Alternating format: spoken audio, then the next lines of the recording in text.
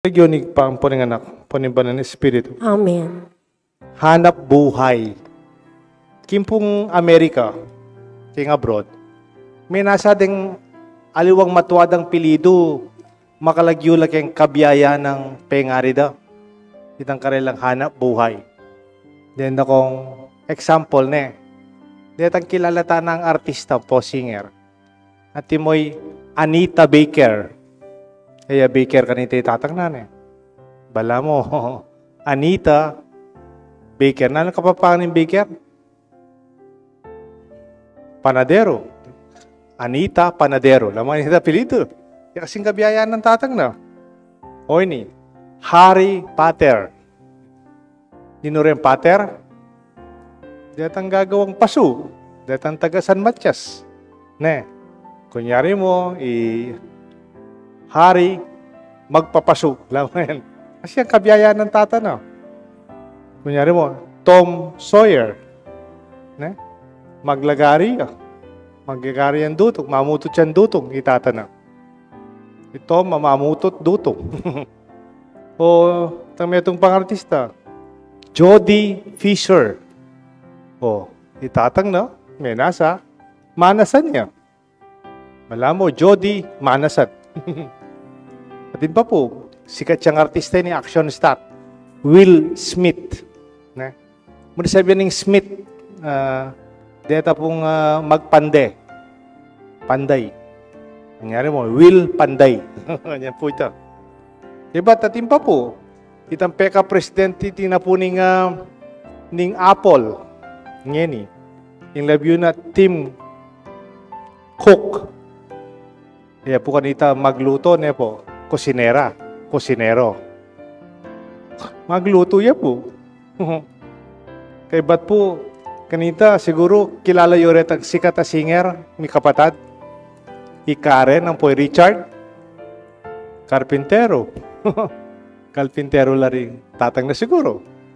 May nasa kanita, para kilala dala, ring karelang pamilya, at yung karelang kabiyayan.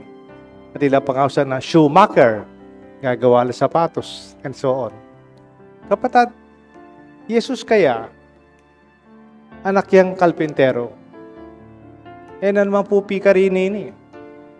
Kita mo dapat pag maragulta mo, yung kabiyaya ng tatataw. Bakit? May kapangan tamo. May yari tamo. May sikan tamo. Uli ning kabiyayan na rin pengari tamo. Jesus was identified as the carpenter's son. Ano mong marok na nito?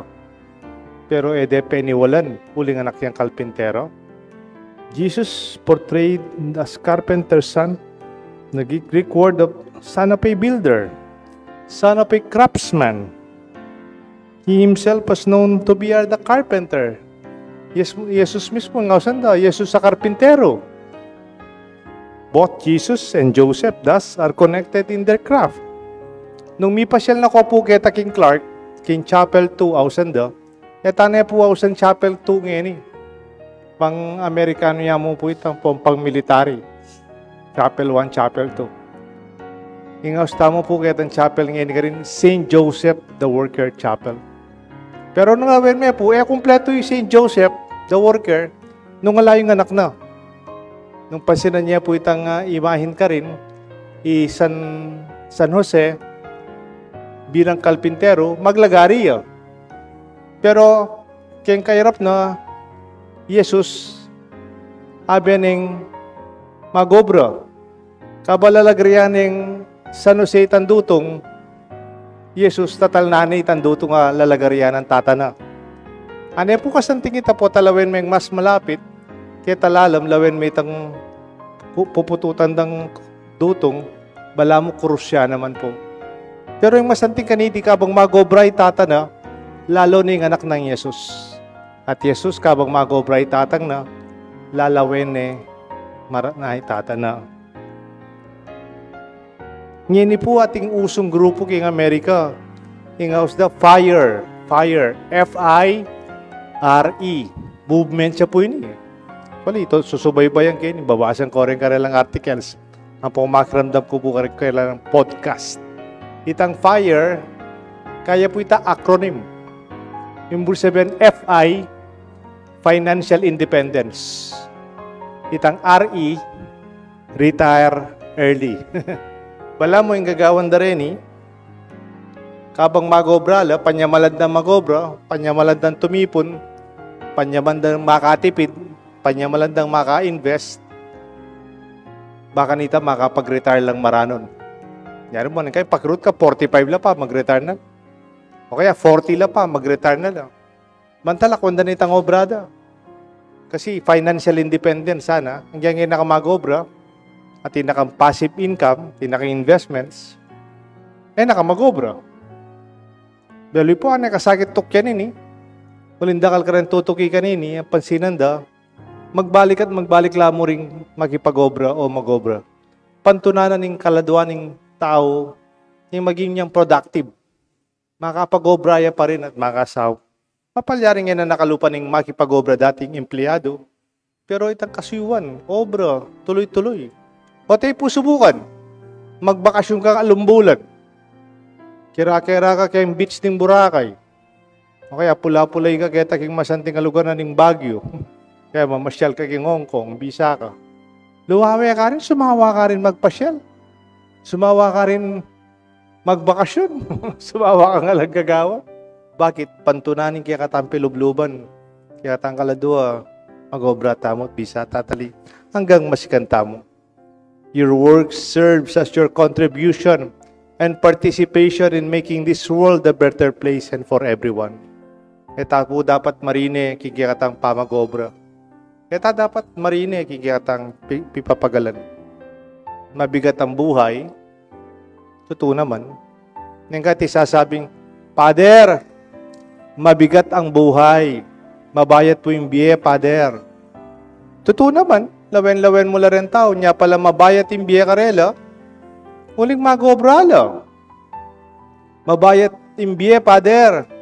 Nya pala, nya babayat imbiye. Pupusana no ring anak na. Susustentuan no rin pengari na. Mabayat imbiye kasi kaya lang mamasa. Isasaw kim pamilya. Nakaman dapat marine kanita nung mabayat imbiye, ulingi ka mag-obra. Mas mangarugan ko, medyo mas malungkot ko. Potati sasabing, Pader, magaan lang ang buhay. Pader, mayan mo yung biye ko. Ngayon pala, tangalawe-lawe, kaya niya pala mayan niya yung biye na, pabayat siya kareng aliwa. Makasustento ya kang bapa ng atsu abroad. Papasaw pa kareng koya ng magobra. Mangyadyan pera kareng kapatid ng magobra. Niya pala mayan, uling magpabayat siya kareng aliwa. Kapatid, nasabaling mabayat yung biyata mo. Uling itamo, gagawan tamo, yung agyuta mo. Mapalyaring mag-obra ta ka rin pipag-obran ken. Kaya mumbale, yung obra ken bale, dakal. Yung obra ta ken pisamban, dakal. Dapat pikarine.